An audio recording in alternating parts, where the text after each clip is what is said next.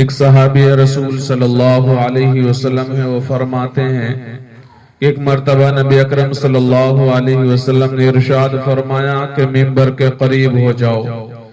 ہم لوگ حاضر ہوئے۔ جب حضور پاک صلی اللہ علیہ وسلم نے منبر کے پہلے درجے پر قدم رکھا، پہلی سیڑھی پر قدم رکھا، فرمایا آمین۔ جب دوسری پر قدم مبارک رکھا تو فرمایا آمین۔ جب تیسری پر قدم رکھا تو فرمایا آمین۔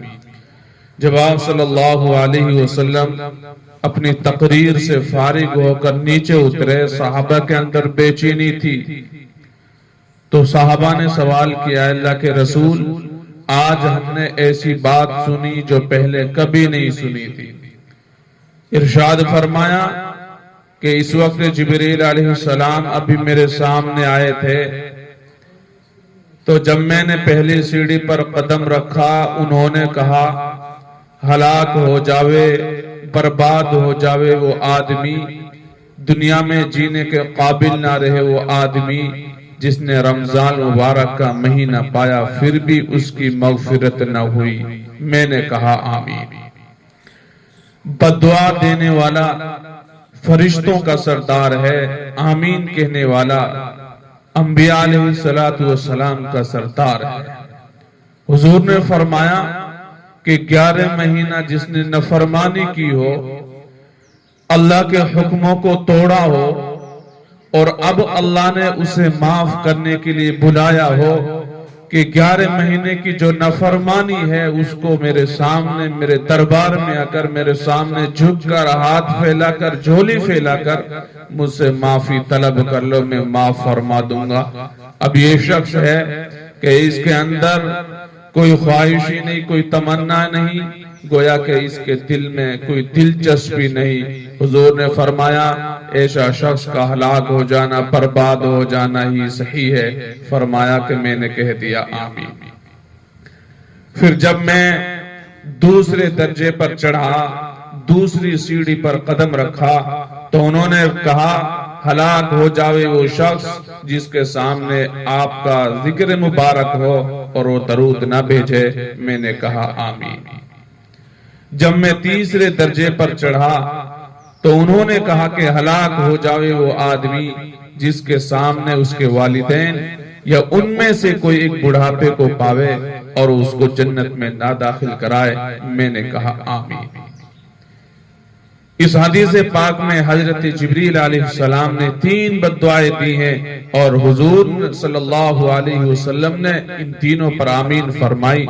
اول تو حضرت جبریل علیہ السلام جیسے مقرب فرشتے کی بددعا ہی کیا کم تھی، اور پھر حضور پاک صلی اللہ علیہ وسلم کی آمین نے تو جتنی سخت بددعا بنا دی۔ وہ ظاہر ہے اللہ ہی اپنے فضل سے ہم لوگوں کو ان تینوں چیزوں سے بچنے کی توفیق عطا فرمائے اور ان برائیوں سے محفوظ رکھے، ورنہ ہلاکت میں کوئی شک نہیں۔ ایک روایت میں آتا ہے کہ خود حضرت جبریل علیہ السلام نے حضور پاک صلی اللہ علیہ وسلم سے کہا کہ آمین کہو، تو حضور نے فرمایا آمین، جس سے اور بھی زیادہ اہتمام معلوم ہوتا ہے۔ وہ شخص جس پر رمضان مبارک کا مہینہ گزر جائے اور اس کی بخشش نہ ہو، یعنی رمضان مبارک جیسا خیر و برکت کا زمانہ بھی غفلت معاصی میں گزر جائے، رمضان مبارک میں مغفرت اور اللہ رب العزت کی رحمت بارش کی طرح برستی ہے۔ پس جس شخص پر رمضان کا مہینہ بھی اس طرح گزر جائے کہ اس کی بدعمالیوں اور کوتاہیوں کی وجہ سے وہ مغفرت سے محروم رہے، تو اس کی مغفرت کے لیے اور کون سا وقت ہوگا اور اس کی ہلاکت میں کیا شک ہو سکتا ہے۔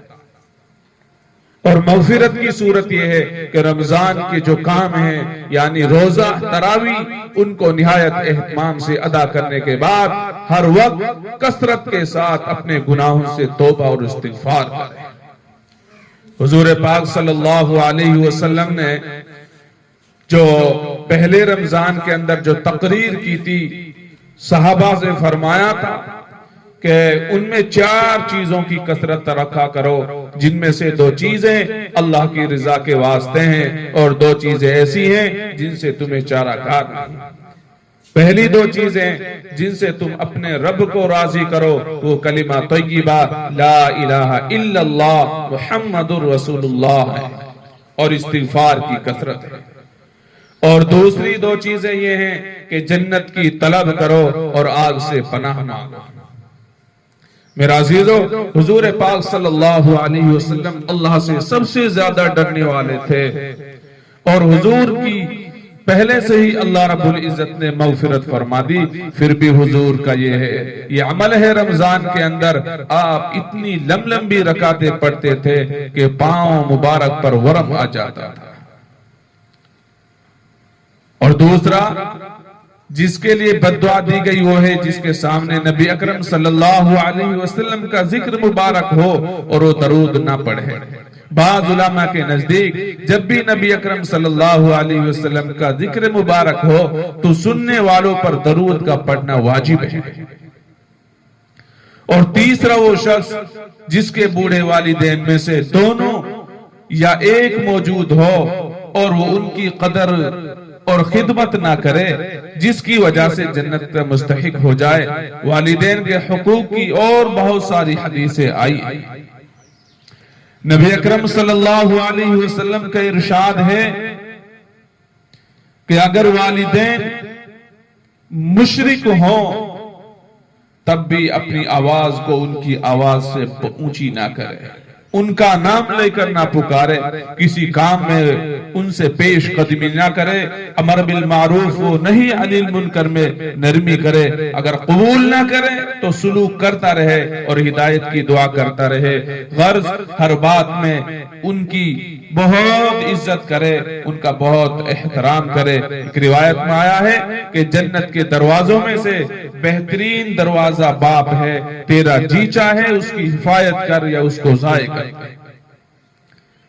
ایک صحابی ہیں حضور پاک صلی اللہ علیہ وسلم سے پوچھتے ہیں کہ والدین کا کیا حق ہے؟ آپ صلی اللہ علیہ وسلم نے ارشاد فرمایا وہ تیری جنت ہے یا جہنم، یعنی ان کی رضا جنت ہے، ان کی ناراضگی جہنم ہے۔ ایک حدیث میں آیا ہے کہ فرما بردار بیٹے کی محبت اور شفقت سے ایک نگاہ والد کی طرف ایک مقبول حج کا ثواب رکھتی ہے، اور ایک حدیث میں ہے کہ شرک کے سوا تمام گناہوں کو جس قدر دل چاہے اللہ معاف فرما دیتے ہیں، مگر والدین کی نافرمانی کا مرنے سے پہلے دنیا میں بھی وبال پہنچتا ہے۔ ایک صحابی ہیں عرض کرتے ہیں اللہ کے نبی میں جہاد میں جانے کا ارادہ کرتا ہوں۔ حضور پاک صلی اللہ علیہ وسلم نے دریافت فرمایا، پوچھ لیا تیری ماں بھی زندہ ہے؟ انہوں نے عرض کیا کہ ہاں حضور زندہ ہے۔ حضور پاک صلی اللہ علیہ وسلم نے فرمایا کہ ان کی خدمت کر کہ ان کے قدموں کے نیچے جنت ہے۔ اور ایک حدیث میں آیا ہے کہ اللہ کی رضا باپ کی رضا میں ہے اور اللہ کی ناراضگی باپ کی ناراضگی میں ہے۔ حدیث پاک میں آتا ہے کہ جس کے والدین اس حالت میں مر گئے ہوں کہ وہ ان کی نافرمانی کرتا ہو تو ان کے لیے کثرت سے دعا اور استغفار کرنے سے اللہ رب العزت اس نافرمان بیٹے کو فرما بردار بیٹوں میں شمار کر لیتا ہے۔ اور ایک دوسری حدیث میں آیا ہے کہ بہترین بھلائی باپ کے بعد اس کے ملنے والوں سے حسن سلوک ہے۔ اللہ رب العزت ہمیں ان تمام باتوں پر عمل کرنے کی توفیق عطا فرمائے، آمین۔ وآخر دعوانا ان الحمدللہ رب العالمین۔ اللہ